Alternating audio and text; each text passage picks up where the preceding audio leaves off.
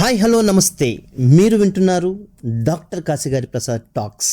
ప్రతిరోజు ఒక మంచి విషయం గురించి తెలుసుకుంటూ ఉండడం, వాటిని మన జీవితంలో ఆచరణలోనికి తీసుకురావడం అనేది నిజంగా ఒక గొప్ప విషయం అన్నమాట.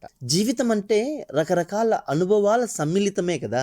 మరి అలాంటి మన జీవితంలో, మన లైఫ్లో అద్భుతమైనటువంటి ఎక్స్పీరియన్సెస్ ప్రతి ఒక్కరికి వచ్చే ఉంటాయి వాళ్ళ జీవిత కాలంలో. అయితే గుర్తుపెట్టుకోండి, ఎలా ఉంటాయి తెలుసా మన అనుభవాలని. అందులో ఉన్నటువంటి ఒక మంచి అనుభవాన్ని ఇప్పుడు మీ ముందుకు తీసుకొస్తాను, మీరు గమనించండి. ఒక్కసారి మీ యొక్క లైఫ్కి మీరు అసెస్ చేసుకుంటూ ఉంటే మీకు తెలుస్తుంది, వాడేమనుకుంటాడో వీడేమనుకుంటాడో కాదు, నువ్వేమనుకుంటున్నావో అదే చేసేయి.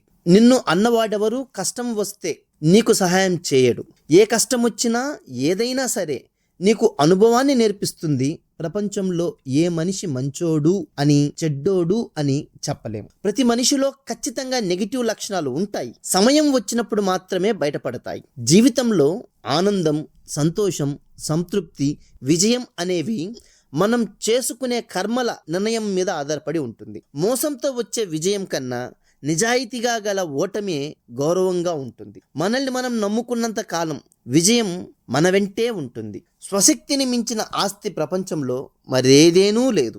మనిషికి తాను పుట్టేది తెలియదు, అలాగే పోయేది కూడా తెలియదు. మరుక్షణంలో ఏం జరుగుతుందా అన్నది కూడా తెలియదు. అన్నీ నాకు తెలుసు అనుకోవడాన్ని మించిన అజ్ఞానమూ లేదు. కలువ పువ్వులు బురదలో ఉన్నప్పటికీ పవిత్రమైనవే. తేనె తుట్టలో విషపు తేనెటీగలు ఉన్నప్పటికీ తుట్టలో ఉన్న తేనెటీగ మకరందం అమృతమే.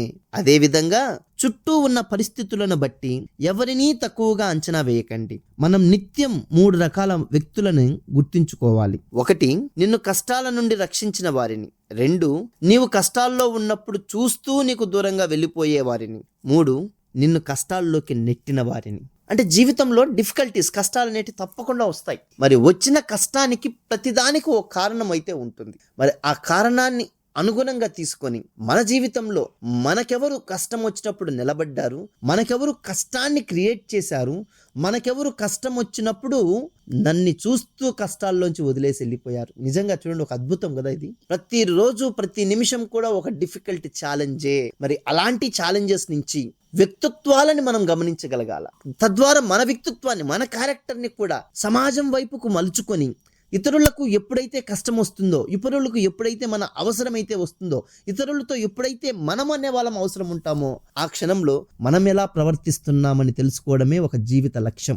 అదే ఒక జీవిత సత్యం. అలాంటి చక్కనైనటువంటి లైఫ్ స్కిల్స్ విషయాలని మనం ఈరోజు తెలుసుకున్నాం.